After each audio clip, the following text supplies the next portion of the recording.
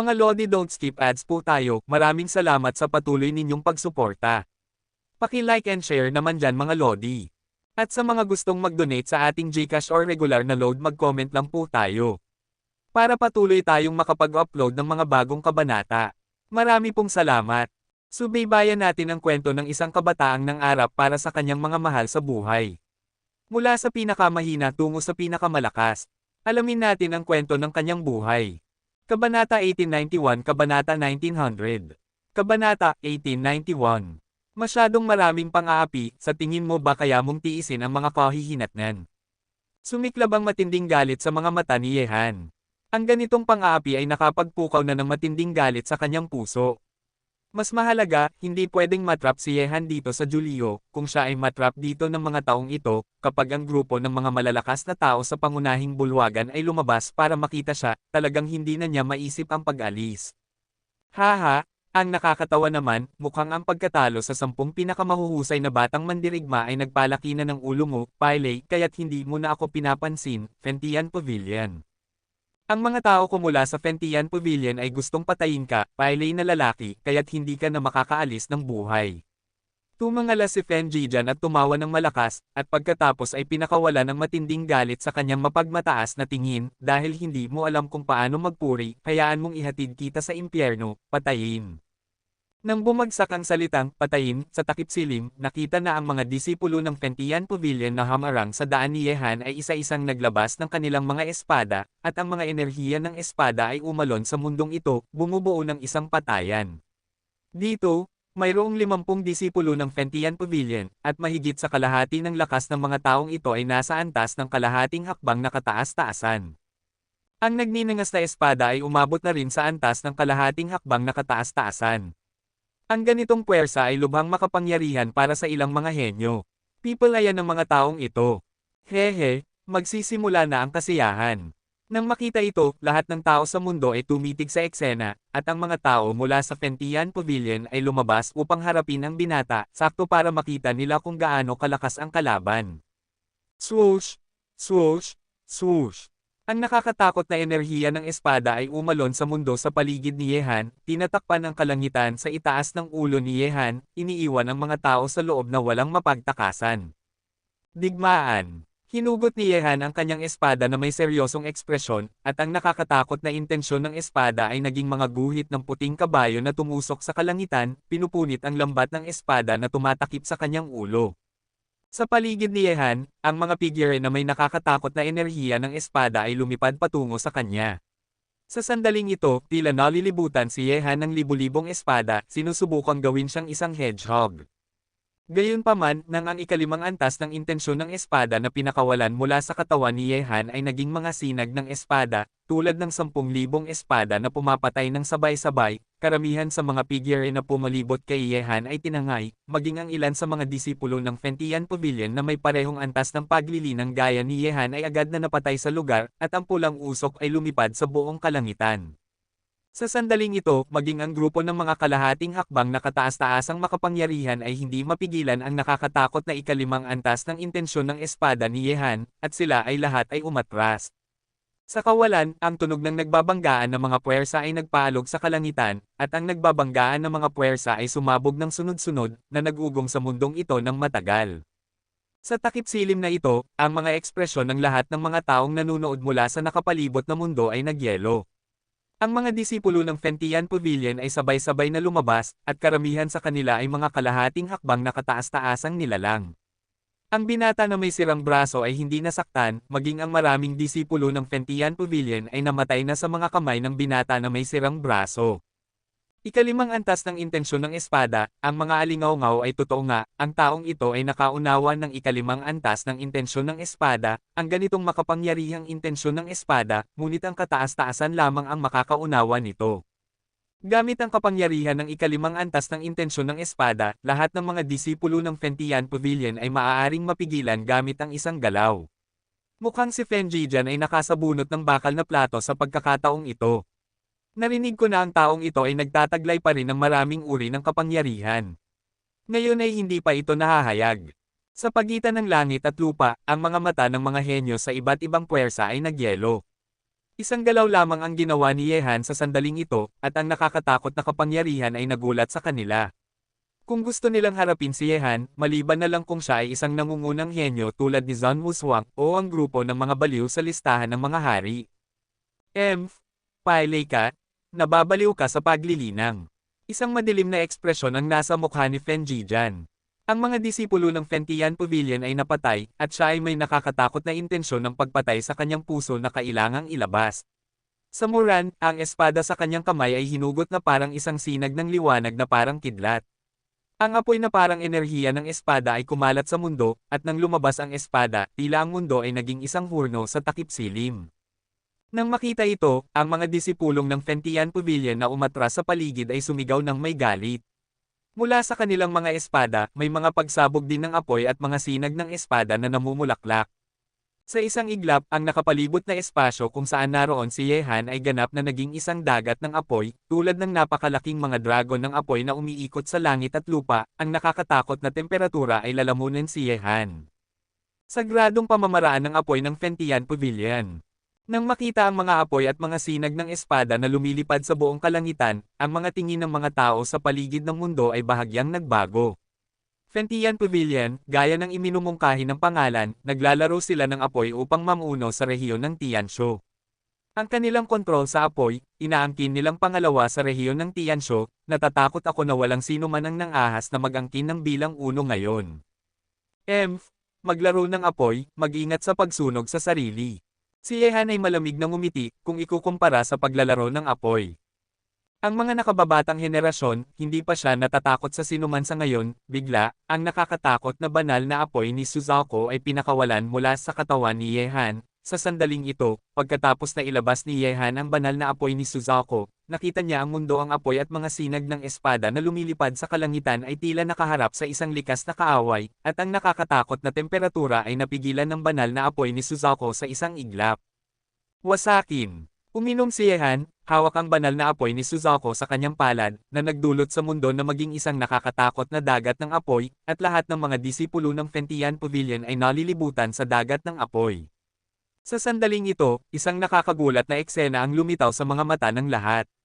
Nakita nila na ang mga apoy at mga sinag ng espada na kinokontrol ng mga disipulo ng Fentian Pavilion ay inilibing lahat ng banal na apoy ni Suzuko na kinokontrol ni Yehan, at maging ang maraming Fentian ang mga disipulo ng Pavilion ay direktang nilamon ng dagat ng apoy, wala man lang natitirang buto. Anong uri ng apoy ang kinokontrol ng taong ito?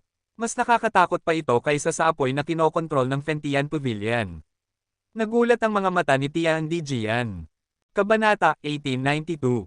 Sa sandaling ito, isang ekspresyon ng pagkatakot ang sumilay sa mukha ni Fen Jijan, at siya ay mabilis na umatras sa dagat ng apoy. Ang apoy na kinokontrol ni Yehan ay nagparamdam sa kanya ng hininga ng kamatayan. Mukhang ako, isang may kapansanan, ay mas mahusay kaysa sa iyo, isang taong may buo ang mga paa at kamay.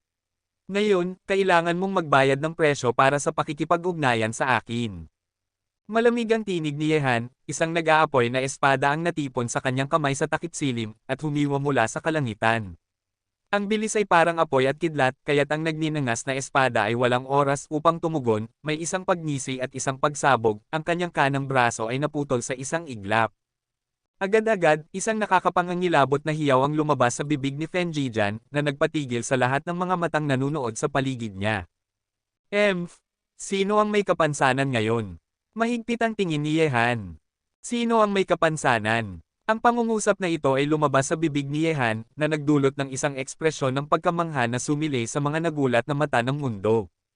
Ang pagkakakilanlan ni Fen Jijan ay ang anak ng may-ari ng Fentian Pavilion, at siya ay lubhang marangal.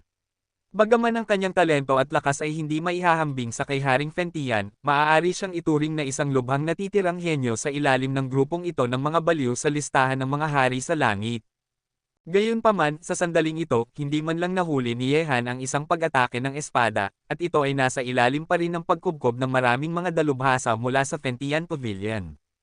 Sa sandaling ito, ang mga henyo sa mga nakapalibot na puwersa ay lubos na nadama kung gaano nakakatakot ang taong maaaring talunin ang 10 pinakamahuhusay na batang mandirigma sa isang iglap.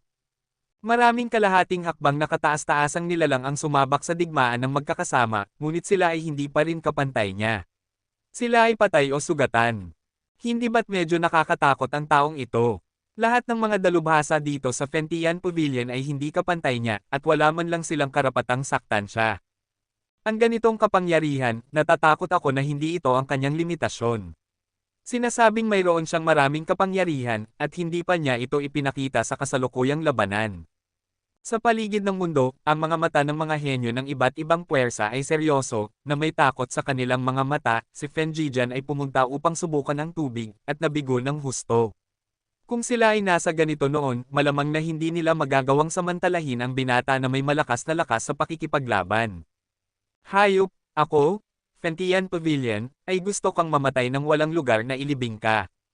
Muran, isang nakakapangangilabot na hiyaw ang lumabas sa bibig ni Fenjijan, at pinutol ni Yehan ang kanyang braso, na nagparamdam sa kanya ng matinding sakit. Gamit ang ganitong pinsala, kahit na may tulong ng Fentian Pavilion, maaari niyang pagalingin ang naputol na braso sa hinaharap.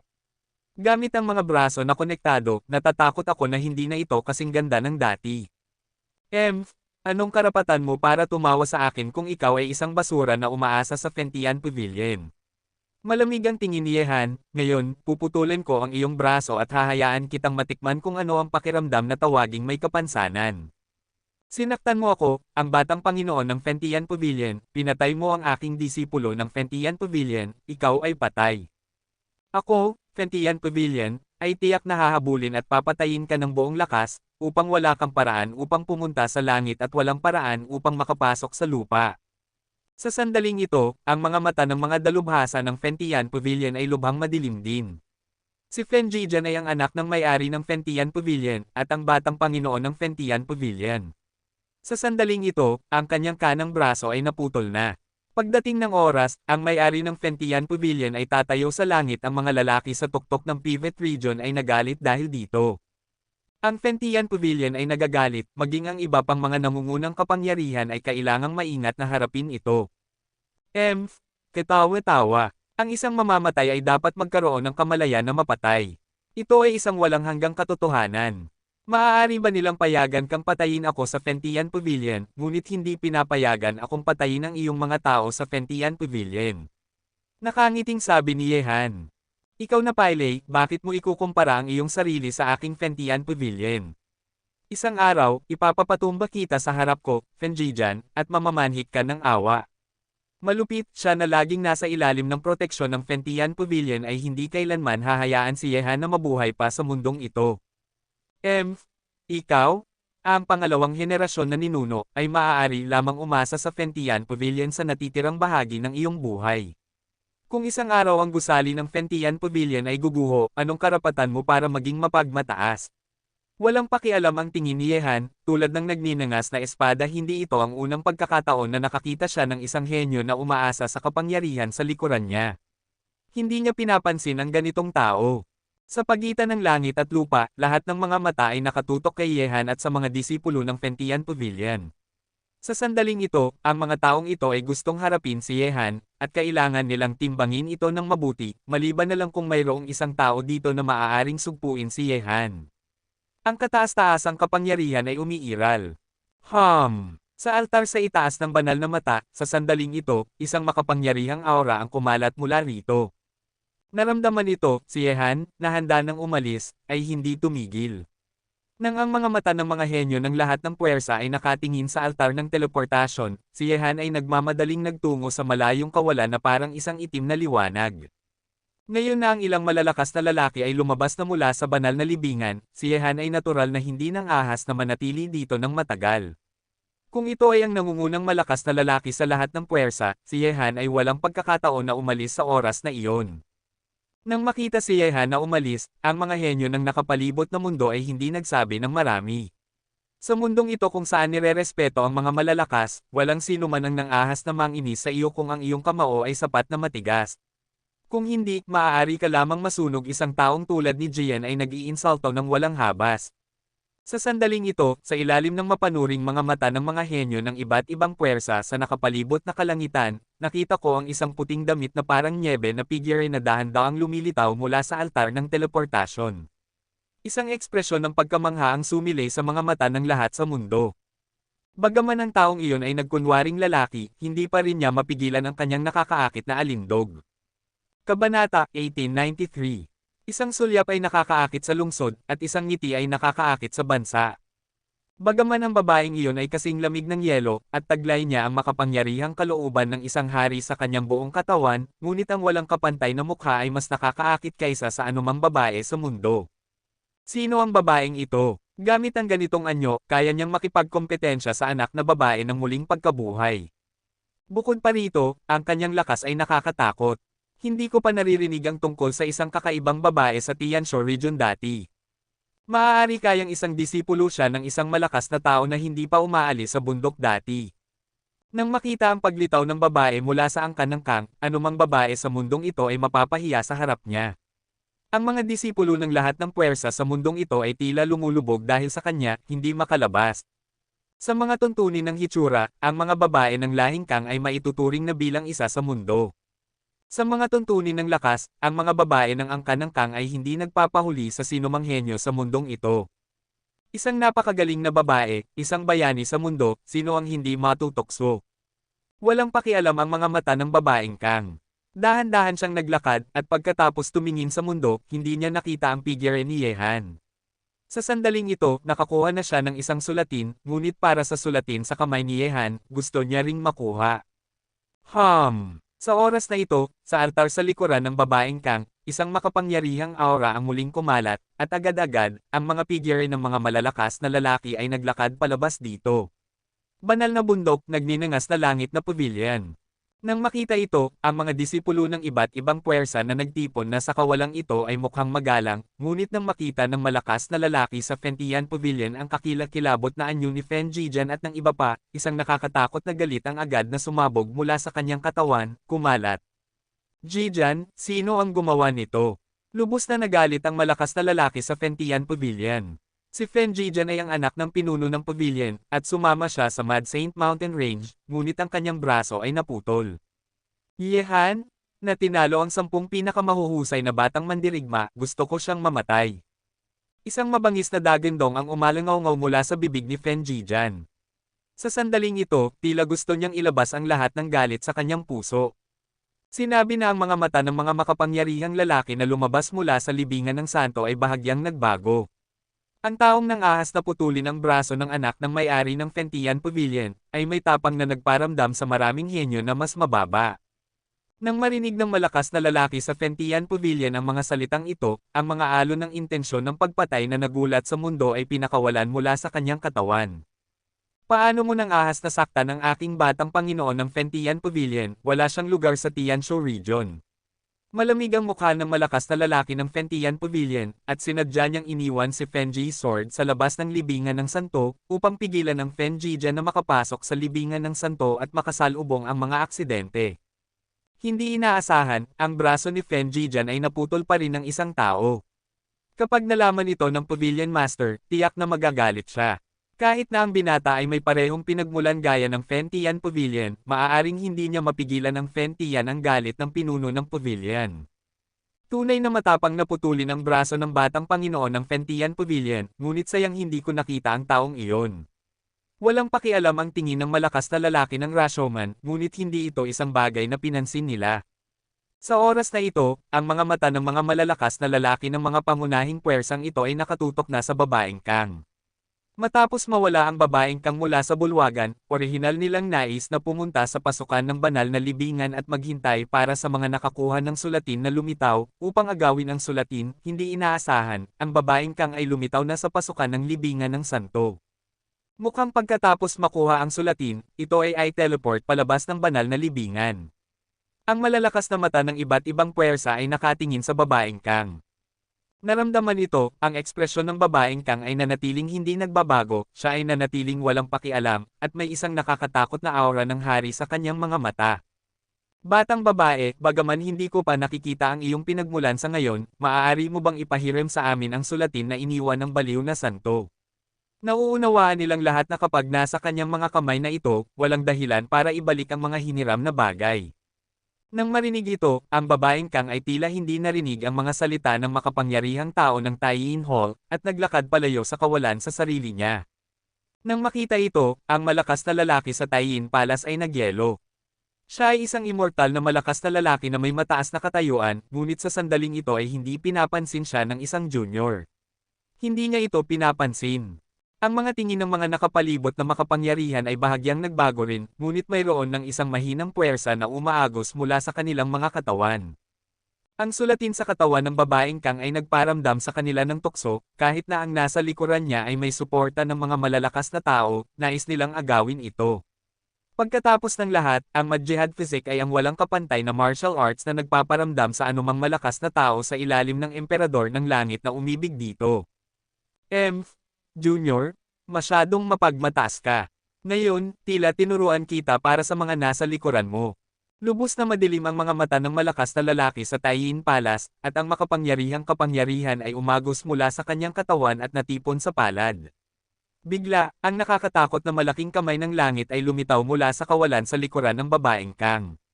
Pababa na tila papatay sa babaeng Kang. Kabanata 1894. Nang makita ito, ang awa ay sumilay sa mga mata ng mga henyo ng lahat ng puwersa sa nakapalibot na kawalan. Nakakalungkot na ang isang napakagandang babae ay mamamatay ng ganito. Sa kawalan, ang malakas na lalaki mula sa Taiyin Palace ay gumawa ng isang hakbang, ngunit ang babae mula sa angkan ng Kang ay naglalakad pa rin pasulong, at ganap niyang hindi pinansin ang nakakatakot na pag-atake mula sa malakas na lalaki mula sa Taiyin Palace. Ito ba ay pagwawalang bahala? Ito ba ay kamangmangan? O mayroong isang malakas na kumpiyansa na sumusuporta sa kanya?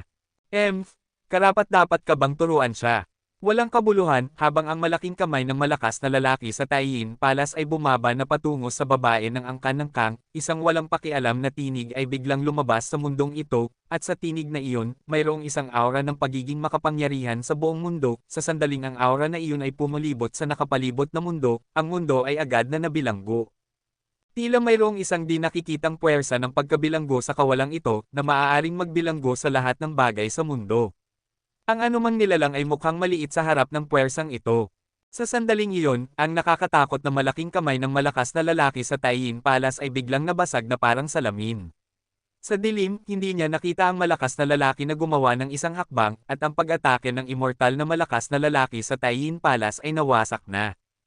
Pagkamangha, malalim na pagkamangha, biglang sumilay sa mga mata ng lahat ng mga kapangyarihan at henyo sa mundong ito. Sino ang taong maaaring madaling sirain ang kapangyarihan ng isang makapangyarihang tao sa Immortal Realm? Ang tanong na ito ay hindi kailangang pag-isipan ng mabuti, maaari mong makuha ang sagot. Ang pagkamit ng isang gintong katawan at pag-unawa sa batas ay para sa hindi mapapahamak, ang pagiging hari at pagiging santo, at ang pag-abot sa langit sa isang hakbang. Ito ay, ang hininga ng isang banal na hari. Ang mga mata ng malakas na lalaki sa bundok ng Santo Espada ay nagbago, at ang taong nasa dilim ay isang makapangyarihang tao. Banal na hari na malakas. Sa itaas ng immortalidad, ang banal na hari ay nirerespeto, ang pagbibigay ng titulo ng hari bilang santo, ang pagtupad sa kalooban ng hari, sa ilalim ng emperador ng langit, ang banal na kamay ay tumatakip sa langit. Pagkatapos ng Immortal Realm, naroon ang banal na hari, at sa itaas ng banal na hari ay ang banal na emperador, at pagkatapos ng banal na lupain, ay ang kaharian ng emperador ng langit. Sa sandaling ito, ang taong lumitaw sa dilim ay isang banal na hari. Ang ganitong uri ng makapangyarihang tao ay katumbas ng Tianshu domain ang pag-iral ng maraming nangungunang kapangyarihan ng mga Panginoon.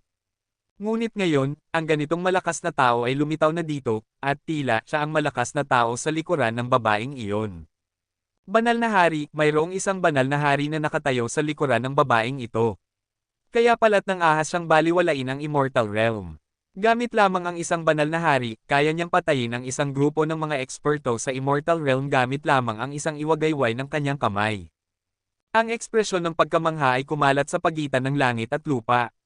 Sa sandaling ito, nang muling tingnan ng lahat ang babae ng angkan ng Kang, bigla nilang nadama na bilang karagdagan sa kanyang makapangyarihang lakas, ang kabilang partido ay tila lubhang mahiwaga. Paano ito magiging madali para sa mga sumusuporta dito?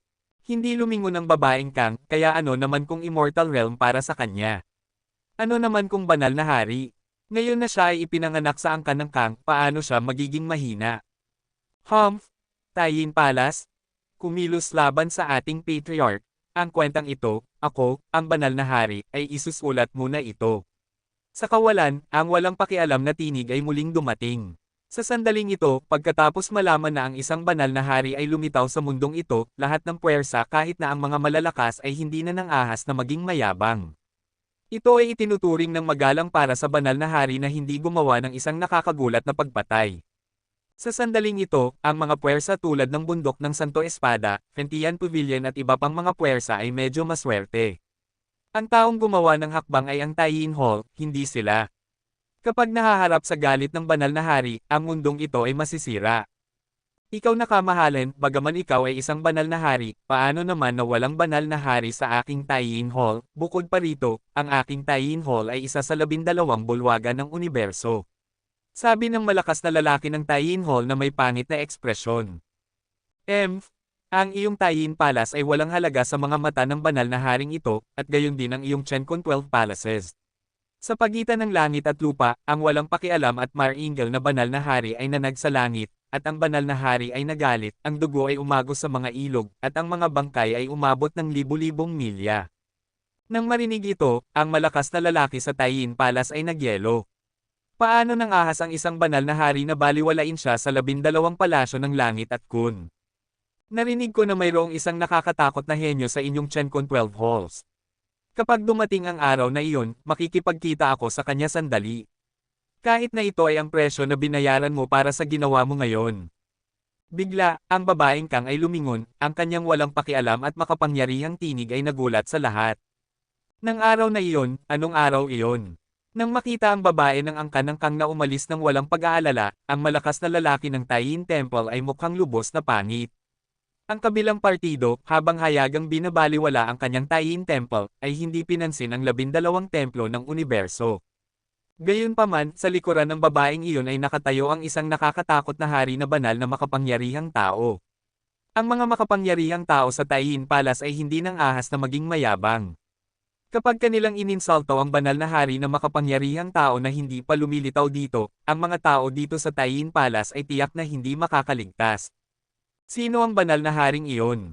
Seryoso ang mga mata ng mga makapangyarihang tao ng iba't ibang puwersa. Ang isang banal na hari na makapangyarihang tao ay tiyak na hindi isang hindi kilalang tao sa domain ng Tianshu. Gayunpaman, ang mga makapangyarihang tao sa Mad Saint Mountain Range sa sandaling ito ay hindi mahulaan ang pagkakakilanlan ng nakatagong banal na hari na makapangyarihang tao. Maaaring ang banal na haring makapangyarihang taong ito ay may kaugnayan sa angkan ng Kang na lumitaw ilang araw na ang nakararaan. Kumunat ang noo ng malakas na lalaki mula sa bundok ng Santo Espada at nagsabi.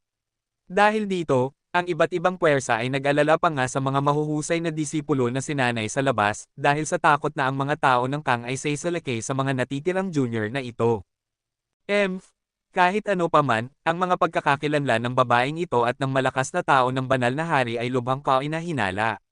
Malamig na umungol ang malakas na lalaki sa Taiyin Hall, at sinabi, sa anong araw darating ang misteryosang babae upang maghayganti. Kabanata 1895. Nang marinig ito, ang mga tingin ng mga makapangyarihang tao sa paligid nila ay bahagyang nagbago. Ang mga salita ng babae ay maaaring may iba pang mga dahilan. Gayunpaman, walang nakakaalam sa ngayon. Ano ang gagawin ng kabilang partido? Ang mga disipulo ng Fentian Pavilion ay nakinig sa mga utos at naglabas ng warrant of arrest. Ang binata na tinalo ang batang mandirigma ng panahon ay nang ahas na saktan ako, ang batang Panginoon ng Fentian Pavilion, siya ay tiyak na mapapahamak. Moran, isang malupit na tinig ang nagmula sa malakas na lalaki ng Fentian Pavilion sa oras na ito, pinutol ni Yehan ang braso ni Fenjijan, na may ganoong kalaking galit, paano magagawa ng Fentian Pavilion. Kapag sinisi ito ng pinuno ng pavilion, ang tanging paraan upang mapawi ang galit ng buong Fentian Pavilion ay ang parusahan ng salarin. Igalang ang utos ng nakatatandang tagapagpatupad ng batas. Malamig ang mga ekspresyon ng mga disipulo ng Fentian Pavilion. Kanina lang, ang binata ay walang habas na pumatay sa mga disipulo ng Fentian Pavilion, at pinutol pa nga ang braso ng batang Panginoon. Ito ay isang paglapastangan sa karangalan ng Fentian Pavilion. Ang mga taong ito ay hindi dapat mabuhay. Masakit ang itsura ni Fenjijan. Bilang batang Panginoon ng Fentian Pavilion, hindi pa siya nakaranas ng ganoong kalubang pinsala. Lagi siyang mapagmataas, siya lang ang yumapak sa iba, ngunit ngayon, siya ay tinapakan ng isang paylay. Naging paylay din siya. Gusto kong hindi na siya muling mabuhay. Nang makita ang kanyang naputol na kanang braso, sumigaw si Fen Jijan sa kanyang puso na may masakit na ekspresyon. Nang marinig ito ng mga makapangyarihang tao ng mga nakapalibot na puwersa, may ngiti sa kanilang mga mata. Ang nasugatan ay ang batang Panginoon ng Fentian Pavilion at wala silang kinalaman dito. Gayunpaman, nang makita ang pagbagsak ng Fentian Pavilion, ang mga makapangyarihang tao ng mga nakapalibot na puwersa ay masaya pa rin sa aking puso. Hehe, sa sandaling ilabas ang warrant of arrest ng Burning Heaven Pavilion, natatakot ako na ang buong Tianshu region ay wala ng kanlungan para sa matapang na binata na iyon. Mahinang ngumiti ang malakas na lalaki ng Rashomon at nagsabi, narinig ko na noong nakaraang panahon ang anak na ito ay tinalo ang 10 pinakamahuhusay na batang mandirigma sa Tianshu region sa isang iglap, ang pagtataglay ng ganitong lakas sa pakikipaglaban ay napakamakapangyarihan din. Kahit gaano pa siya kalakas, ano naman? Kung susunugin ko si Chang'e para patayin siya, hindi siya mabubuhay. Malamig at puno ng intensyon ng pagpatay ang tinig ng malakas na lalaki sa Fentian Pavilion. Ang mga salitang ito ay nagpatawa sa mga malalakas na tao ng lahat ng nakapalibot na puwersa sa loob. May isang tunog, agad-agad, ang mga malalakas na tao ng iba't ibang puwersa ay umalis kasama ang kanilang mga disipulo. Panginoon, balak mo bang hayaang opisyal na ipanganak ang angkan ng Kang sa araw na iyon? Sa kawalan, ang babaeng angkan ng Kang ay nanatiling malaya, nakatingin sa mga bundok na parang mga nagkukubli na dragon na lumulutang sa itaas ng lupa, siya sa kanyang mga kalmado at nagyayelong mga mata, may kislap ng karunungan. Siya ang pinaka-natitirang henyo sa kasaysayan ng angkan ng Kang. Tumayo siya sa tuktok ng lahat ng paunti-unti mula sa libu-libong tao. Minamaliit niya ang lahat ng mga henyo ng angkan ng Kang at nagpasuko sa lahat. Bukod pa rito, ang karunungan ay parang isang halimaw. Sa makatuwid, naging pinuno siya ng angkan ng Kang sa murang edad, at ang kapangyarihang hawak niya ay mas mataas pa kaysa sa pinuno ng angkan ng Kang. Buhat niya ang mahalagang tungkulin ng muling pagpapasigla sa angkan ng Kang. Sa lupang ito, ang angkan ng Kang, tiyak na babangon muli at ibabalik ang kataas-taasang kaluwalhatian ng nakaraan. Sa nakapalibot na kawalan, bagaman ang banal na hari at makapangyarihang tao ay hindi lumitaw, ang tinig ay naipapadala. Hindi ba iyon isang masamang araw? Walang pakialam na sabi ng babae ng angkan ng Kang, ang aking angkan ng Kang ay muling isisilang, at ito ay magpapaalog sa mundo. Ipapaalam ko sa buong lahi ng tao na ang aking angkan ng Kang ay tahimik sa loob ng 1,000 taon, at bumalik na ako. Sinabi na ang banal na hari na nagkukubli sa dilim at hindi kailanman lumitaw ay hindi nagsalita. Kahit na siya ay isang banal na hari ng angkan ng Kang, maaari lamang niyang igalang ang babae ng angkan ng Kang. Maaari lamang niyang sundin ang desisyon ng kabilang partido, hindi maaaring labagin, syempre, buhat din niya ang tungkulin ng pagprotekta sa mga babae ng angkan ng Kang. Ang lahat ay nakasalalay sa desisyon ng Panginoon, ngunit kung ito ang mangyayari, ang kapangyarihan ng ating angkan ng Kang ay dapat na mas mailantad. Magalang na sabi ng lihim na banal na hari. Tiningnan ng babaeng Kang ang sulatin sa kanyang kamay na may bahagyang malamig na ekspresyon. Bagaman ang sulatin ay nagtatala rin ng isang hanay ng mga nakakatakot na martial arts, hindi ito ang baliw na jihad na gusto niya. Sa paghahambing, ang hanay ng mga nakakatakot na martial arts na ito ay hindi nabanggit. Sa mga taong ito, naglakbay ako sa lahat ng mapanganib na lugar at mga libingan ng mga malalakas, ngunit hindi ako nakakuha ng kahit isa sa maraming makapangyarihang martial arts ng lahi ng tao, at sa pagkakataong ito, ang baliw na jihad ay pareho rin sa akin walang pagkakataon. Walang pakialam na sabi ng babaeng Kang, bago ako, ang lalaking may sirang braso ay dapat na umalis na sa banal na libingan, nakita mo na ba siya? Nakita ko na, isang napakamakapangyarihang henyo. Bagaman ako ay isang banal na hari, hindi ko siya mababasa. Ang anak na ito ay may kakaibang kapalaran. Natatakot ako na magkakaroon siya ng potensyal na maging hari at emperador sa hinaharap. Kalmadong sabi ng banal na hari, lagi niyang binabantayan ang madilim na lugar ng mga babae ng angkan ng Kang. Bagaman hindi siya pumasok sa libingan ng mga santo, hindi niya mawawala ang kanyang alaala kay Yehan. Alam niya ito nang unang makilala ni Yehan ang isang babaeng Kang sa Mad Sacred Mountain Range, at nakita niya rin ito nang lumabas si Yehan mula sa libingan ng santo upang makipaglaban sa mga disipulo ng Burning Heaven Pavilion. Hindi ko inaasahan na mayroon kang ganoong taas na opinyon sa kanya. Medyo nagulat ang babaeng Kang, ngunit pagkatapos ng ilang mga pakikipag-ugnayan, alam din niya na si Yehan ay hindi isang simpleng tao, siya rin ang nakakuha ng isa sa mga sulatin, sinabi mo, magkakaroon ba ng baliw na jihad na karanasan sa kanya?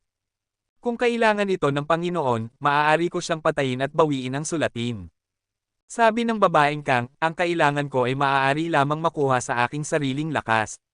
Dahil mayroon kang ganoong taas na opinyon sa kanya, gusto ko talagang makita kung magiging isang malakas na kalaban siya. Ang mga babaeng Kang ay mapagmataas.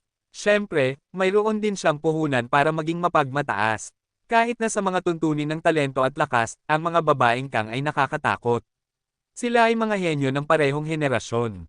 Hindi niya inilagay ang sinuman sa kanilang mga mata. Isang halimaw na tulad niya, siyempre, gusto rin niyang makilala ang isang kalaban na pantay ang lakas sa kanya. Tulad ng, ang bawat henyo ay naghahangad na makilala ang isang kalaban na nakatayo sa isang mataas na lugar ng madali, ang ganitong uri ng buhay ay kasing ordinaryo ng tubig, at sa pamamagitan lamang ng pagkatalo sa bawat kalaban ay maaari siyang maging mapagmataas sa mundo. Ang kapanganakan ng angkan ng Kang ay hindi simple. Ang buong lahi ng tao ay halos ang kaaway ng angkan ng Kang. Ang angkan ng Kang ay nawasak noon, naganap na sanhi ng lahi ng tao. Kung hindi, ang kasalukuyang lahi ng tao ay maaaring pinag-isa na ng angkan ng Kang. Bumalik sila muli, at ang lupain ng lahi ng tao ay kailangang ibalik sa kanilang angkan ng Kang. Maiisip na kung magsisimula ng digmaan ang angkan ng Kang laban sa lahi ng tao, tiyak na magdudulot ito ng isang nakakatakot na bagyo, madugong at madugong. Nang makita ang magandang lupain sa ilalim ng kanyang mga paa, ang mga mata ng babaeng Kang ay tila may nakakatakot na ambisyon at pagnanasa na namumulaklak. Bilang ang pinaka-natitirang henyo sa kasaysayan ng angkan ng Kang, ang kanyang buhay ay tiyak na ayaw maging ordinaryo. Ang puntong ito ay halos kapareho kay Yehan. Sila ay parehong uri ng tao sa huli, ngunit sa karaniwang mga panahon, ang ambisyon sa kanilang mga puso ay mahusay na nakatago. Kapag pinakawalan, ang mundo ay manginig. Kabanata 1896. Sa sandaling ito, si Yehan ay umalis na sa Mad Sacred Mountain Range at pumasok sa mundo ng Taoismo. Ang Wild Sacred Mountain Range ay isang lugar ng tama at mali ngayon. Kapag nakuha ni Yehan ang sulatin, kapag siya ay hinahangad ng mga makapangyarihang tao ng iba't ibang puwersa, ito ay ang kanyang katapusan. Bukod pa rito, si Yehan sa Burning Sky Pavilion ay hindi kayang awayin siya sa ngayon, kaya't pipiliin na lang niyang umalis. Gayunpaman, ngayon, hindi alam ni Yehan na ang Fentian Pavilion ay naglabas na ng warrant para sa kanya. Kapag ang warrant na ito ay kumalat sa Tianshu region, ito ay magiging isang malaking problema para sa kanya na gumawa ng isang malaking ingay sa Tianshu region. Isang napakamapanganib na bagay. Pagkatapos ng lahat, ang Fentian Pavilion ay isa sa mga nangungunang kapangyarihan sa Tianshu region. Hindi lamang ang banal na hari na makapangyarihang tao, kundi pati na rin ang banal na emperador na makapangyarihang tao ay nakaupo dito, at kung sila ay ininsulto, maliban na lang kung ang angkan ng Qin ay handang makipaglaban-laban sa Fentian Pavilion para sa kanya, kung hindi, si Yehan ay talagang walang lugar na matitirahan sa domain ng Tianshu. Sa mundo ng Taoismo, si Yehan ay dumating sa bahay ng kawayan at kinuha ang mga sulatin na nakuha sa libingan ng mga santo. Ang mga sulatin sa bilog na ito ay may parehong hugis bilang isang normal na pagpipinta, ngunit maaari silang ilagay sa libingan ng baliw na santo. Ang ikaapat na palapag ay protektado ng pamimilit ng banal na emperador, kaya ang sulatin na ito ay tiyak na hindi simple. Nang makita ang bilog ng mga sulatin, nakaramdam si Yehan ng kaunting pag-asam sa kanyang puso. Kung ang bilog ng mga sulatin ay nagtatala ng Mad-Jihad Body, kung gayon siya ang magiging pinakamalaking benepisyaryo ng pagpasok sa libingan ng mga santo. Agad-agad, inalis ni Yehan ang sinulid sa sulatin, at dahan-daang binuksan ang sulatin. Gayunpaman, nang buksan ni Yehan ang sulatin, sa pagkadismaya ni Yehan at isang mapait na ngiti, ito pala ay isang larawan.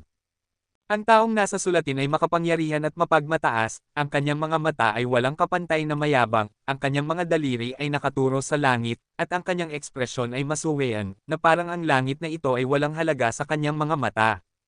At ang taong ito, natatakot ako na ito ay ang baliw na santo, na kilala bilang ang pinakamakapangyarihang tao sa ilalim ng emperador ng langit. Bukod pa rito, sinasabing sa sandaling mamatay ang baliw na santo sa digmaan, hinugot din niya ang monumento ng emperador ng langit, na isang manipis na linya lamang ang layo mula sa kaharian ng emperador ng langit. Ito pala ay isang pagpipinta. Mapait na ngumiti si Yehan, ang pag-asam sa kanyang puso ay nawala ng walang bakas sa isang iglap. Hindi alam ni Yehan kung ano ang nasa dalawang iba pang mga sulatin, ngunit malamang na mas mahusay ito kaysa sa mga sulatin na nakuha niya, at si Yehan, nakuha ko rin ang pagpipintang ito ni Mad Saint, na walang tunay na halaga. Gayunpaman, pagkatapos mag-isip ng ilang sandali, hindi sumuko si Yehan. Ang bilog na ito ng mga sulatin at ang dalawang iba pang mga sulatin ay inilagay sa ikaapat na palapag ng banal na libingan. Nakaturo sa kalangitan sa itaas ng nagninangas na araw, mayroong isang maliit na itim na anino na bahagyang nakatago. Nang makita ito, kumunot ang noo ni Yehan, ang kanyang kamalayan ay agad na pumalibot sa pagpipinta, at sa ilalim ng dialysis ng kamalayan ni Yehan, ang itim na anino ay lumaki ng walang hanggan, ito pala ay apat na salita. Maging banal sa mga larawan. Kumislap ang mga mata ni Yehan. Ang apat na salitang ito ay nakatago sa nagninangas na araw. Kung hindi mo titingnan ng mabuti, hindi mo ito mahahanap. At ano ang kinakatawan ng apat na salitang ito? Gamit ang mga larawan upang maging banal. Ang mga kumikinang na mata ni Yehan ay puno ng liwanag. Sa sandaling ito, biglang naisip ni Yehan ang isang posibilidad, ang mapa. Agad-agad, kinuha muli ni Yehan ang mapa ng Mad Saint Mountain Range. Ang mapang ito ay isang figure ng tao na kumakatawan sa Mad Saint Mountain Range, at ang mga pulang meridian ay parang lahat ng meridian sa katawan ng tao, ngunit may mga pagkakaiba. Tungkol sa pagkakaiba, hindi pa masasabi ni Yehan sa ngayon. Ang katawan ng tao ang pinakamisteryoso sa lahat ng bagay sa mundo. Ito ay tulad ng universo, at napakahirap itong maunawaan. Ang mga linya ng meridian na naitala sa mapa ay naiiba sa mga linya ng meridian ng katawan ng tao, ngunit anuman ang puntong ito, kung ang mga linyang meridian na ito ay kumakatawan sa isang tiyak na paraan ng martial arts, kung gayon ang lahat ng ito ay maaaring ipaliwanag. Gamit ang mga larawan upang maging santo, maaari kayang ang mapang ito ay ang Mad Jihad Body. Kumislap ang mga mata ni Yehan na may kagalakan. Kung ito ang mangyayari, kung gayon ang baliw na santo ay marahil ay nagbibiro lamang sa mundo. Ang Mad Jihad ay wala sa libingan ng santo, ngunit kumalat na sa labas, ngunit walang nakakaalam na ang mapang ito ay ang Mad Jihad. Bukod pa rito, ang apat na salitang, ang pagiging banal sa mga larawan, ay marahil ay kumakatawan din sa kakilakilabot ng martial art na ito. Kung nilinang mo ang Mad Jihad Body, tiyak na maaari kang makapasok sa kaharian ng banal na emperador at maging isang walang kapantay na makapangyarihang tao sa ilalim ng emperador ng langit. Mukhang nagbago ang landas. Ngumiti si Yehan. Ngayon, halos sigurado na siya na ang mapa ay isang baliw na jihadistang katawan. Kung niloko niya, kung hindi, nang walang kumpletong mapa, kahit na alam ni Yehan na ang mapa ay ang Mad Jihad Body, maaaring hindi niya ito magawa. Ang mga mata ni Yehan ay medyo mainit habang hawak niya ang mapa sa kanyang palad, at ang mga pulang linya ng meridian ay nag-iisip din sa isipan ni Yehan. Kung gusto niyang linangin ang baliw na jihadistang katawan na ito, maaaring kailanganin niyang maunawaan muna ang mga ito. Ang diagram ng circuit ng meridian, kung hindi, kung mag-e-ensayo ka ng bulag, walang nakakaalam kung ano ang mga kahihinatnan. Sa simula, ninakaw ng baliw na santo ang maraming makapangyarihang martial arts mula sa mga nangungunang puwersa, kinuha ang mga lakas ng daan-daang paaralan, at nilikha ang kanyang sariling Mad Jihad Body. Hindi madali itong linangin. Unti-unti, bahagyang kumunot ang noo ni Yehan. Ang diagram ng circuit ng meridian sa mapang ito ay masyadong komplikado, na parang ang mutual restraint ay ipinanganak, at tila naglalaman ito ng katotohanan ng langit at lupa, na walang kapantay. Gamit ang kasalukuyang talento ni Yehan, ang Mad Jihad Body na ito ay parang Biblia sa kanya, at wala siyang paraan upang magsimula. Sa mundo ng Taoismo, isang linggo na ang lumipas, at si Yehan ay nag-iisip sa diagram ng circuit ng meridian sa mapa sa panahong ito. Gayunpaman, gamit ang kasalukuyang kaalaman at pag-unawa ni Yehan, ang paraang ito ng paglilinang ng Mad Jihad Body ay lubhang mahirap. Mahirap tumagos. Ang pagpapatakbo ng bawat meridian ay hindi normal. Ang normal na mga meridian ay tumatakbo sa pasulong na direksyon, ngunit ang baliw na jihadistang katawan na ito ay tila baligtad, at ang meridian ay baligtad. Tila gusto nitong ibalik ang oras. Ito ay isang imposibleng bagay. Kabanata 1897. Mukhang kailangan kong kumonsulte sa isang eksperto. Nang makita ang mapa sa kanyang kamay, huminga ng malalim si Yehan. Ngayon, hindi niya kayang tumagos sa baliw na jihadistang katawan na ito. Sa pamamagitan lamang ng pakikipagkonsulte sa ilang makapangyarihang tao, si Yehan ay magkakaroon ng mas malalim na pag-unawa sa baliw na jihadistang katawan na ito. Agad-agad, tinipon ni Yehan ang mapa. Ngayon, walang masasangguni ni Yehan. Maliban na lang kung si Qin Wu daw o ang sinaunang master ng espada, maaari pa rin siyang magtanong sa kanila. Tungkol sa ibang mga tao, hindi sapat para kay Yehan na magtanong. Si Han ay may ganitong antas ng tiwala. Hoy, malapit na itong tumagos. Sa oras na ito, isang kakaibang kulay ang sumilay sa mga mata ni Yehan. Nadama niya na ang kanyang kaharian ay umuunlad. Ang Avatar ay naglilinang sa Xuanmen World Zuenjok, at sa sandaling ito ang Avatar ay humahampas sa tuktok ng huling yugto ng dakilang karangalan. Naramdaman ito, tinalikuran ni Yehan ang ideya ng pag-alis sa mundo ng Xuanmen, ang Avatar at ang pangunahing katawan ay nagmadali ng magkasama, at tumagos sa tuktok ng huling yugto ng dakilang karangalan, walang anumang kahirapan. Tianshuyo, ang malawak na lupang ito, ay puno ng makapangyarihang puwersa, ang mga henyo ay lumilitaw ng marami, at ang mga bundok at ilog ay maganda. Dito, ang pader ng lungsod ay kasing taas ng 100 metro. Mayroong hindi mabilang na mga naglilinang sa lungsod, at ang mga malalakas ay naglalaganap. Ang lungsod ay sumasakop sa isang lubhang malawak na lugar, at ang mga gusali ay napakataas, puno ng sinaunang kapaligiran. Sa sandaling ito, sa isang retro-style na attic sa lungsod, isang binata at isang babae ay nakaupo ng nakatapak.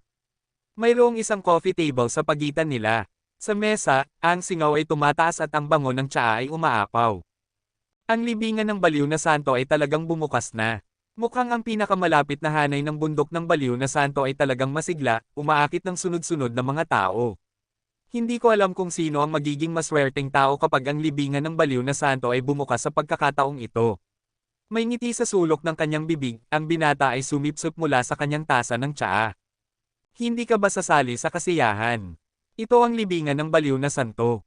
Kahit na bukod sa baliw na jihad body, natatakot ako na maraming magagandang bagay sa loob.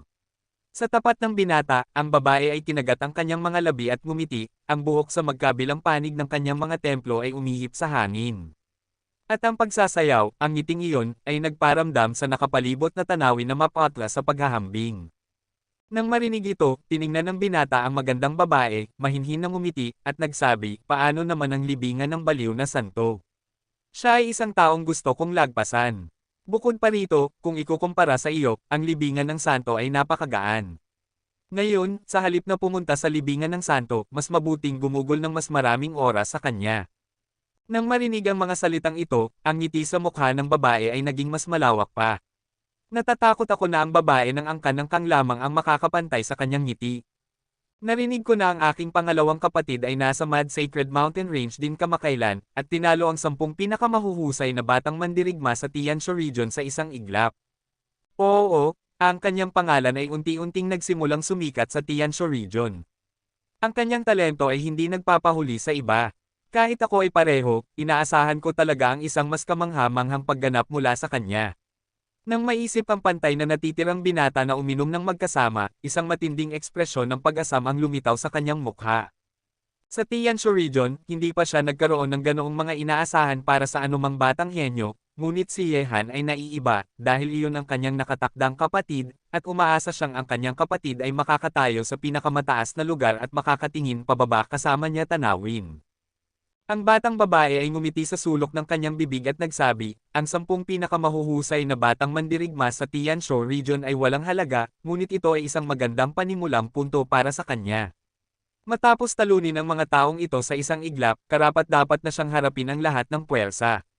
Siya ay isang nangungunang henyo sa kanila, marahil, ang kanyang susunod na pag-atake ay nasa listahan ng mga hari sa langit. Mayroon akong malaking tiwala sa kanya. Ngumiti ang binata, isang lalaking nakaunawa ng ikalimang antas ng intensyon ng espada at nagtataglay ng maraming kapangyarihan, ang kanyang kinabukasan ay tiyak na nasa itaas ng mga bituin at hahangaan ng iba. Ang kanyang nakaraan at ang kanyang kinabukasan ay malabo. Inaasahan ko rin kung anong uri ng mga tagumpay ang magkakaroon siya sa hinaharap. Nang maisip si Yehan, ang binata sa walang pag-asang dagat ng demonyo ay nakarinig lamang ng isang salita mula sa binata sa tapat niya. Isang binata na tumangging sumuko, isang kislap ng ningning ang sumilay sa mga ngumingiti na mata ng babae. Ang aking kapatid ay natural na isang dragon at phoenix sa mga tao. Ngayon na ang isa pang milenyo ay dumating na, natatakot ako na ang mga kaguluhan ay malapit nang wawasakin ang lupain ng mga Diyos at demonyo, at tuwing may mga kaguluhan, magkakaroon ng isang pangunahing tauhan na manggenguna sa mga tao sa mundo. Magkakaroon din sila ng karapatang makipagkompetensya para sa posisyon ng pangunahing tauhan, ngunit sa kompetisyon ng mga henyo ng iba't ibang lahi, sino ang maaaring tawaging bilang isa sa mundo? Nakasalalay ito sa swerte. Bahagyang bamantong hininga ang binata, at sila ay natural na sina Gu Xiao at Bukan.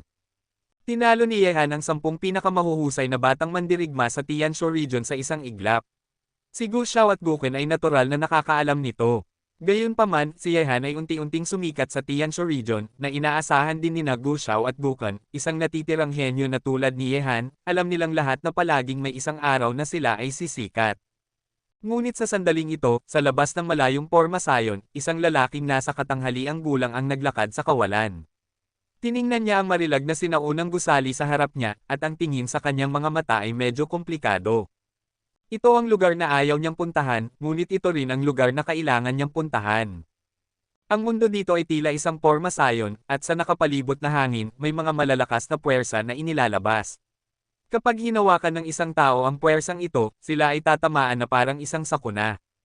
Komplikado ang ekspresyon ni Qin Wu daw, at agad siyang huminga ng malalim, at ang kanyang malakas na tinig ay lumabas sa piraso ng langit at lupa na ito. Ang mga tao ng Qin ay nakakita na ng tao, halina't tingnan tayo. Muran, isang figure ang lumitaw sa sinaunang gusali. Tiningnan nila si Qin Wu daw na nakatayo sa kawalan, at ang kanilang mga ekspresyon ay biglang naging medyo walang pakialam. Ang bisita ay isang panauhin, buksan ang pintuan ng bundok. Sa oras na ito, isang makapal na tinig ang nagmula roon, at sa isang sandali, ang pormasayon na tumatakip sa mundo ay tila nagbubukas ng isang higanteng pintuan. Nang makita ito, nagpatuloy si Qin Wu daw sa paglakad pasulong. Dahil nandito na siya, kailangan niyang harapin ang maraming bagay. Matapos makatakas sa loob ng 500 taon, bumalik siya ngayon. Ang dapat lutisin ay dapat lutisin sa pangkalahatan. Tumigil. Zin Clan, walang sino man mula sa angkan ng Qin ang tinatanggap. Kabanata 1898. Bigla, sa sandaling si Qin Wu daw ay papasok na sa pormasayon, sa likuran ng figure, isang babae na nakasuot ng puting roba at pilak na maskara ang lumitaw, at sa tabi ng babae ay isang napakagandang batang babae. Nang makita ang taong lumitaw, bahagyang bumantong hininga si Qin Wu daw, at nagpatuloy sa paglakad pasulong. Pumunta siya para sa kabilang partido, kaya hindi siya susuko ng ganoon kadali. Nang makita ito, isang nakakatakot na lamig ang kumalat mula sa katawan ni Wan Qiruoxi, at pagkatapos, sa itaas ng ulo ni Qin Wu daw, isang makapangyarihang hanay ng liwanag ang natipon, at sa loob ng hanay ng liwanag na iyon, mayroong bahagyang kumikislap na kulog. Isang nakakatakot na hanay ng liwanag ang pumalibot sa ulo ni Qin Wu daw at natipon, ang kulog ay umugaw, at hawak ni Wan Qiruoxi ang selyo sa kanyang kamay, at isang nakakatakot na puwersa ang pinakawalan mula sa kanyang katawan, na parang hanggat ang selyo sa kanyang kamay ay nawala, kung gayon ang nakakatakot na liwanag na pumalibot kay Qin Wu daw ay tila babagsak, ganap na winawasak siya sa kawalang ito. Gayunpaman, kahit na ganoon, hindi pa rin tumigil si Qin Wu daw, at naglakad ng paunti-unti na may kalmadong mga mata. Ang kanyang mga mata ay nakatuon na sa figurang iyon. Ang mga mata ni Yan Yulan ay bahagyang nagbago, mas kilala niya ang kanyang Panginoon, kung siya ay mapipilitin, hindi siya magpapakita ng awa. Mukhang naghahanap ka ng kamatayan. Nang makita ang eksena, huminga ng malamig si Wan Qiruoxi, at ang galaw sa kanyang kamay ay nagbago, at ang kulog na pumalibot sa ulo ni Qin Wu daw ay bumagsak sa takip silim, na nagiging mga kidlat na may makapal na mga braso na direktang sumabog patungo kay Qin Wu daw. Qin Wu daw. Ang mga mata ng mga nakapalibot na miyembro ng angkan ay bahagyang nagbago sa oras na ito. Bagaman ayaw nilang makita si Qin Wu daw, kung talagang pinatay nila siya nang hindi sinasadya, ang angkan ng Qin ay hindi ito kayang ipaliwanag. Pagkatapos ng lahat, si Qin Wu daw ay bumalik na sa angkan ng Qin ngayon. Gayunpaman, nang ang nakakatakot na kulog ay malapit ng magbayad kay Qin Wu daw, isang di nakikitang puwersa mula sa nakapalibot na mundo ay biglang bumagsak, direktang banibilanggo ang nakakatakot na kulog. Sa sandaling ito, ang nakakatakot na kidlat ay nakalawit sa ulo ni Qin Wu daw, wala pang 1 metro ang layo. Gamit ang lakas ng hindi mapapahamak na estado ni Wan Qiruoxi, napakadaling patayin si Qin Wu daw. Nang makita ito, ang mga tao sa paligid ng angkan ng Zin ay nakahinga ng maluwag. Si Qin Wu daw ay hindi dapat mamatay sa angkan ng Zin, at ang mga tao ng angkan ng Zin ay hindi dapat atakehin siya. Kung hindi, ang relasyon sa pagitan ng angkan ng Zin at ng angkan ng Qin ay masisira. Pinatindi. Ang mga mata ni Wan Qiruoxi ay nagbago, sa sandaling ito, alam na niya kung sino ang darating. Roxy, ang bisita ay isang panauhin. Paano natin aatakehin ang panauhin? Mula sa langit at lupa, mayroong isang mahinang tinig na nagparamdam sa mga mata ng mga nakapalibot na tribo na magalang. Ninuno Brahma, matagal na kitang hindi nakita. Yumuko si Qin Wu daw na nakaharap sa kawalan. Ang may-ari ng tinig ay isang ninuno ng angkan ng Zin, na ang lakas ay kasing nakakatakot ng kay ninuno Qinsheng ng angkan ng Qin. Ang angkan ng Qin ay nakakaunawa sa tao, bakit ka pumunta sa aking angkan? Ang mahinang tinig ay muling umalangaw-ngaw, at mayroong isang mahinang pamimilit na kumalat. Makikita na ang may-ari ng tinig ay hindi rin nasisiyahan kay Qin Wu daw. Pagkatapos ng lahat, si Qin Wu daw ito ay maituturing na pagsira sa isang makapangyarihang henyo ng kanyang angkan. Pumunta rito upang bayaran ang utang. Malakas na sabi ni Qin Wu daw, na may kalmadong ekspresyon. Sinabi na ang lalaki sa dilim ay hindi na muling nagsalita. Ang lahat sa pormasayon ay alam kung kanino may utang si Qin Wu daw, at ang lahat sa mga nakapalibot na pormasayon ay tumingin kay Wan Qiruoxi. Ang intensyon ni Qin Wu daw sa pagdating ay halata na. Agad-agad, ang mga tao ng mga nakapalibot na angkan ay unti-unting nagkalat, at sa mga ninuno na nanonood dito, walang mangyayari, umalis din si Yan Yulan, at sa lalong madaling panahon, sina Qin Wu daw at Wan Qiruoxi na lamang ang naiwan dito. Angkan ng Zin, hindi ka pinapayagang pumasok, at hindi ka karapat-dapat. Malamig ang tinig ni Wan Qiruoxi. Pagkaraan ng napakaraming taon, ito ang unang pagkakataon na nagkaroon siya ng harapan na pag-uusap kay Qin Wu daw, na nagparamdam sa kanyang katawan na bahagyang manginig.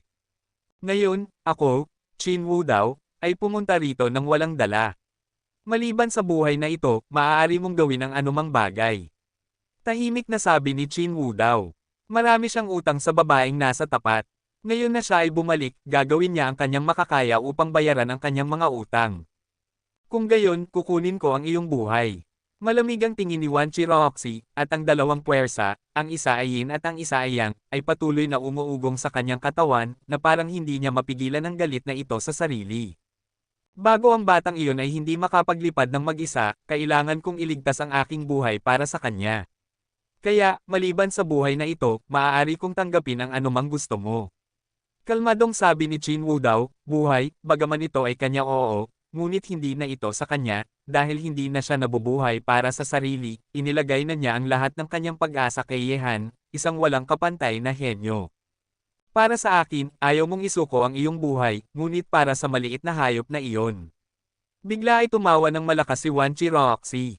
Marahil, sa puso ni Qin Wu daw, ang posisyon ni Yehan ay nalampasan na siya. Lumilipad, ang pinakamahalagang posisyon sa kanyang puso sa simula ay hindi na sa kanya. Umalis. Muran, matapos mahulog ang tunog ng mabaliw na tawanan, isang sonic power na nagpaalog sa kawalan ay biglang kumalat sa mundo, na nagdulot kay Qin Wu daw na mapilitang lumipad palabas, ang kanyang mukha ay namumutla. Agad-agad, ang bukas na pormasayon ay dahan-dahang sumara, at ang buong mundo ay muling nalilibutan ng makapangyarihang puwersang iyon. Ang lalaki at ang babae, na pinaghihiwalay ng pormasayon, ay nagkatinginan sa hangin. Sa katunayan, hanggat siya ay bumalik muli, tulad ng dati, hindi niya kailangan siyang magbayad o magbayad ng anumang bagay, ito lamang ang gusto niya, kung hindi, maaaring namatay na siya ng libu-libong beses sa kanyang mga kamay. Kabanata 1899. Gayunpaman, tila hindi niya ito naunawaan, alam lamang niya na kung may utang ka, babayaran mo ito. Ngunit hindi niya alam, batay sa relasyon ng dalawa, kung ito ay talagang babayaran, kung gayon ang anumang emosyonal na suporta at pag-aalala ay mawawala. Pagkatapos ng lahat, kung ang dalawang taong nagmamahalan ay talagang umabot sa punto ng pagbabayad, kung gayon natatakot ako na ito ay parang isang estranghero. Ang ganitong uri ng eksena, sa katunayan, ay hindi niya gustong makita.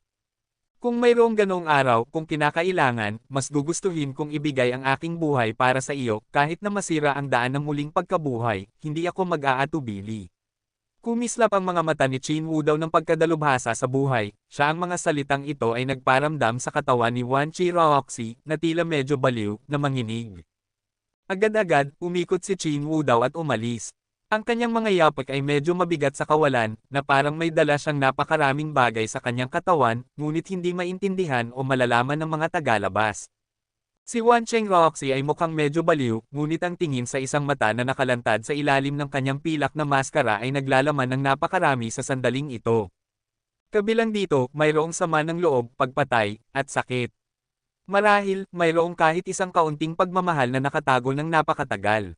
Ang mga salita ng lalaki ay tila sinira ang kanyang espiritual na depensa sa sandaling ito. Kung dumating ang araw na iyon, ikaw ba, Qin Wu daw, ay handang ibigay ito. Ang mga mata ni Wan Qiruoxi ay puno ng kasamaan. Sa sandaling ito, nang maisip niya si Yehan at ang binata na iiwanan ni Chin Woo daw ang kanyang buhay, bigla siyang nagselos dahil kinuha ni Yehan ang kanyang lugar sa puso ni Chin Woo daw na dapat ay kanya. Kailangan ko pa ring iligtas ang aking buhay para sa kanya. Ang pangungusap na ito ay sapat na upang mapataas ng husto ang intensyon ng pagpatay ni Wan Chi Roxy, ngunit ang pangungusap na, para sa iyo, hindi ako mag-aatubili na sirain ang ikot ng muling pagkabuhay, ay tila pinigilan ang marahas na aura sa kanyang puso. May isa pang kabanata na darating, ngunit iminumungkahi kung basahin mo ito bukas. Ang lalaki at isang babae ay nagmahalan at nagpatayan. Gayunpaman, sa huli, ang pagkamuhi sa pagitan ng dalawa ay pinaghihiwalay lamang ng isang layer ng belo. Sa kasamaang palad, hindi maintindihan ni Chin Woo daw ang mga intensyon ni Wan Chi Roxy, at hindi rin maintindihan ni Wan Chi Roxy si Chin Woo daw. Bata, ngayon ay unti-unti ka nang sumisikat, gawin mo ang iyong makakaya upang lumipad, at ngayon sa likuran mo, walang sino man ang maaaring sumuporta sa iyo. Sa kawalan, si Chin Woo daw ay may ekspresyon ng kaluwagan sa kanyang mga mata, kahit na siya ay nasa angkan ng Chin, alam din niya ang kawalan ni Yehan. Gayunpaman, nang lingunin ni Chin Woo daw ang malayong kampo ng Pormasayon, mayroong ekspresyon din ng pagsisisi sa kalaliman ng kanyang mga mata. Sa pagkakataong ito, pumunta siya sa angkan ng Pormasayon ng walang kabuluhan. Sa pagitan ng angkan ng Chin at ng angkan ng Zin, ang susi sa pagbabalik sa nakaraan ay nakasalalay kina Chin Woo daw at Wan Chi Roxy. Kapag ang angkan ng Chin at ang angkan ng Zin ay naging magkaalyado muli, marahil ang angkan ng Zin ay handa ring maging ang nasa likuran ni Yehan, taga-suporta. Nakakalungkot na kahit na si Chin Woo daw ay may ideyang ito, hindi niya ito magagawang maisegawa. Hindi imposible na ibigay ang kanyang buhay, marahil, mas gugustuhin niyang ibigay ang kanyang buhay kay Wan Chi Roxy upang bayaran ang nakaraan, ngunit hindi ngayon. Sa mundo ng Xuanman, si Yehan ay umatras na mula sa kanyang paglilinang sa sandaling ito, ngunit ang lakas ni Yehan ay nasa tuktok na ng huling yugto ng dakilang karangalan. Bagaman ang lakas sa pakikipaglaban ni Yehan ay abnormal, madali niyang mapatay ang isang kalahating hakbang na kataas-taasang nilalang, ngunit ang pagpapabuti ng kaharian ni Yehan ay medyo mabagal na ngayon, kahit na ang Avatar ay nagsasanay na sa mundo ng Xuanman, hindi nito napabuti ang kaharian ni Yehan gaano karami. Gayunpaman, gaya ng kasabihan, ang iyong makukuha ay ang iyong mawawala. Si Yehan ay nagtataglay ng ganoong nakakatakot na lakas sa pakikipaglaban, ang pakikipaglaban sa isang mas mataas na antas ay kasing dali ng pagkain at pag-inom ng tubig. Matapos makuha ang mga ito, natural na mawawalan siya ng ilang mga bentahe. Magsasanay siya ng paunti-unti, habang tumataas ang kanyang lakas, ang kaharian ni Yehan ay hindi na gaanong mabilis na umunlad tulad ng dati. Maliban na lang kung makakakuha si Yehan ng pagkakataon, tulad ng pagkakataong mapabuti ng Undead Ice Queen ang maraming kaharian ng sunod-sunod. Siyempre, kahit na siya ay na-promote lamang mula sa huling yugto ng Great Honorary Rank hanggang sa tuktok ng huling yugto ng Great Honorary Rank, ang lakas sa pakikipaglaban ni Yehan ay napabuti pa rin ng malaki. Gaano kalakas ang kanyang sariling kapangyarihan ngayon na ganap na sumabog? Si Yehan mismo ay mas lalong hindi malinaw. Mula nang patuloy siyang umunlad sa mana ng Immortal Frozen Queen, hindi pa ganap na pinasabog ni Yehan ang kanyang lakas sa mga kalaban na kanyang nakaharap sa huli. Phew! Ang susunod na hakbang ay kalahating hakbang sa kataas-taasang kaharian. Huminga ng malalim si Yehan, ang kanyang mga mata ay kumikinang ng maliwanag, kalahating hakbang na kataas-taasan, at ngayon ay may higit sa 10 tao sa Tianlong, ngunit siya, ang Panginoon ng Tianlong, ay hindi pa umabot sa antas na ito. Siyempre, hindi mahirap tumagos sa kalahating hakbang na kataas-taasan, ang kahirapan ay ang kataas-taasan. Kung gusto mong makamit ang estado ng kataas-taasan, maliban na lang kung lumikha ka ng isang panloob na mundo sa iyong katawan, sa sandaling makumplito ang panloob na mundo, magagawa mong maging ang kataas-taasang makapangyarihang tao pagkatapos maranasan ang sakuna. Siyempre, ang panloob na mundong ito ay hindi isang maliit na mundo, ngunit isang panloob na espasyo. Tanging habang ang lakas ng nagsasanay ay nagiging mas malakas at mas malakas, ang panloob na mundong ito ay unti-unting magiging isang maliit na mundo. Kabanata 1900. Matapos ma-promote ang kanyang sariling lakas sa huling yugto ng dakilang karangalan, hindi na natili si Yehan sa mundo ng Xuanman sa lahat ng oras.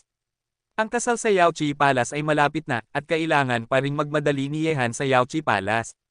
Sa itaas ng kawalan, si Yehan ay naglakad laban sa hangin, kasunod ang ruta sa mapa, palagi siyang lumalapit sa direksyon ng Yaoqi Palace. Kinakalkula ang oras, si Yehan ay wala na sa angkan ng Qin ng mahigit sa kalahating buwan, at ang araw ng kasal sa Yaoqi Palace ay mahigit lamang sa 20 araw na ang layo. Ngayon, kung magmadali si Yehan sa Yaoqi Palace, aabutin ng hindi bababa sa 7 o 8 araw, oras. Lumipas ang mga araw, at mabilis na lumipas ang 3 araw. Sa araw na ito, si Yehan ay lumapag sa labas ng isang lungsod, at naglakbay ng matagal sa loob ng 3 araw, dumaan sa mga lungsod na kanyang nakasalubong, hindi kailanman nagpahinga si Yehan. Pagkapasok sa lungsod, dumiretso si Yehan sa isang restaurant, nag-order ng isang palayok ng alak, at pinakalma ang kanyang pagod na katawan. Sa loob ng restaurant, ito ay napakamasigla, na parang palagi itong ganoon. Gustong magtipon ng mga nagsasanay sa mga ganitong lugar, uminom at mag-usap, at malayang pag-usapan ang ilang mga bagay. Ang distansya sa Yaoqi Palace ay papalapit ng papalapit. Ang dahilan kung bakit pumunta si Yehan dito ay upang makita kung maririnig niya ang higit pang mga bagay tungkol sa Yaoqi Palace. Ngayon, hindi gaanong alam ni Yehan ang tungkol sa Yaoqi Palace, ang taong ikakasal ay si Tianyin Saintes, at ang iba ay itinuturing na walang alam. Gayunpaman, sa pagkadismaya ni Yehan, ang usapan sa restoran ay halos tungkol sa libingan ng santo. Pagkatapos ng lahat, ang libingan ng baliw na santo ay binuksan. Kahit na pagkaraan ng napakaraming araw, mayroon pa ring mga nagsasanay sa lahat ng direksyon ng Tianshu Region. Nagmamadali ako sa libingan ng mga santo, umaasang makahanap ng ilang magagandang bagay. Ang pagbubukas ng libingan ng baliw na santo ay maituturing na isang dakilang himala kamakailan. Hindi ko alam kung sino ang talagang nahulog sa mga kamay ng sikat sa buong mundo na baliw na jihadist ang katawan.